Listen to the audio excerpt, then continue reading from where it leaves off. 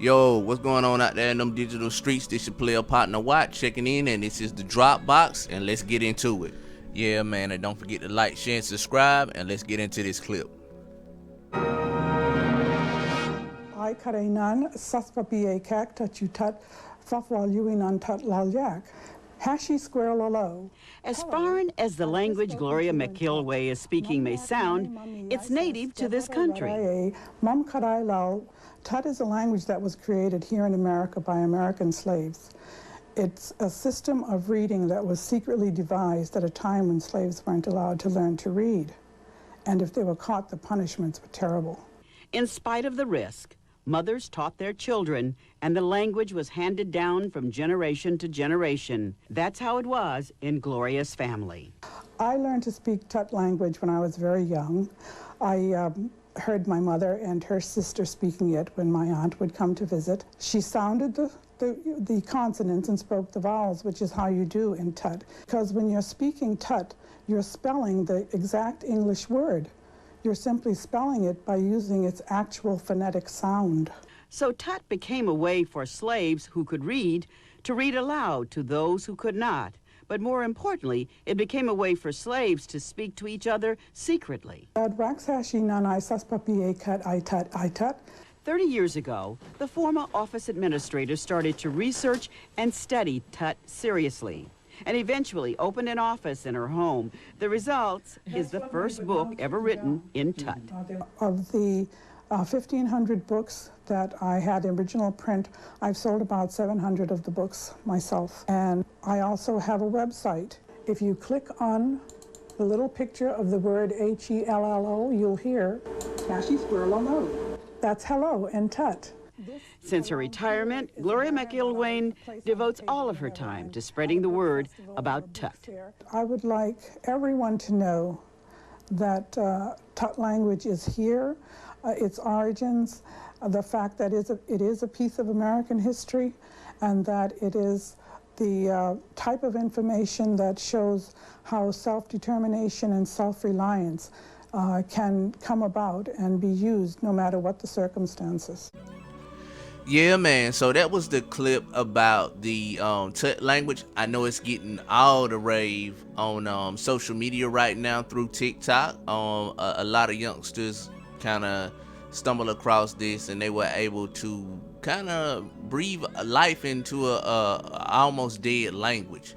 I think it's really cool. I think it's something that's very much needed for people that descend from this country, you know, the African people that descend from this country, the native black Americans of this country. And to all my young TikTokers out there, I gotta salute y'all for bringing this thing back from the dead, man. Big ups. And there is something that I've been seeing in the comment section in regards to the Tut language, because it's something that's catching on amongst black people.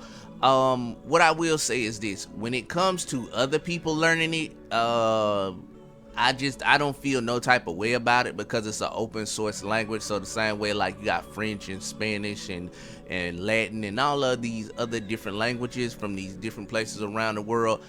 So the language itself is it's open source. What I will say to the people though, because I've been seeing people that saying that they don't want the language to be taken from them. What I will say to that is this is something that was created by our ancestors, not only for themselves but for future generations. So we are well within our rights to create nuance to the language, you know what I'm saying? And that's something that's going to happen naturally if everyone learns this language. Like, say for example, the way someone speaks Tut in Georgia is going to be different than the way someone in New York speaks Tut, or someone in California, or just all over the United States of America. And this brings me to my focal point, which is not so much the why as how are black institutions always infiltrating and taking over. I'm gonna make it sweet and simple. Even when you look at things like hip hop and rock and all of these different genres of music that's created, I think the takeover happens when we allow people to rise to prominence that don't have a sense of culture, that don't have integrity or just respect for what has given them a better life.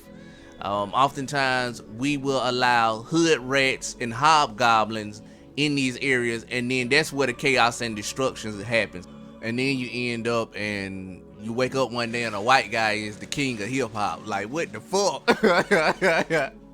But yeah, man, as far as the Tut language is concerned, I think it's really cool. I think we should all get involved with it, and we should all learn the language and use it amongst ourselves, and use it as an opportunity to really cement our own culture. You know what I'm saying? I think we have a culture, but it's just shrouded in so much mystery and all of this information that it has just been thrown away. But slowly but surely, man, we're coming back around, and a lot of these things are coming to the light, and it's cool for the generation going forward because now they have a sense of identity. You know, like when they're around these people from these other nationalities, they're able to say, you know what, I got my own language too, man.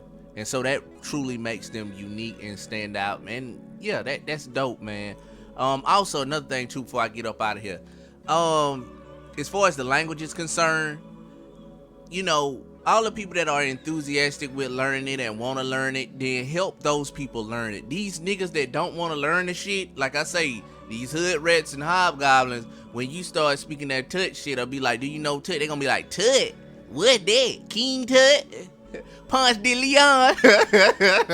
Yeah, man. So look, if you want some more information on the Tut language, I'll be more than happy to share like all the resources I got. If it's some groups out there that I can direct you to where you can kind of coalesce with other people and polish up on the language, I'll be more than happy to assist y'all with that however you need it. So, what say you? Leave your comments in the comment section below. And on that note, we out the box with it. Do you hear me? Babyaki.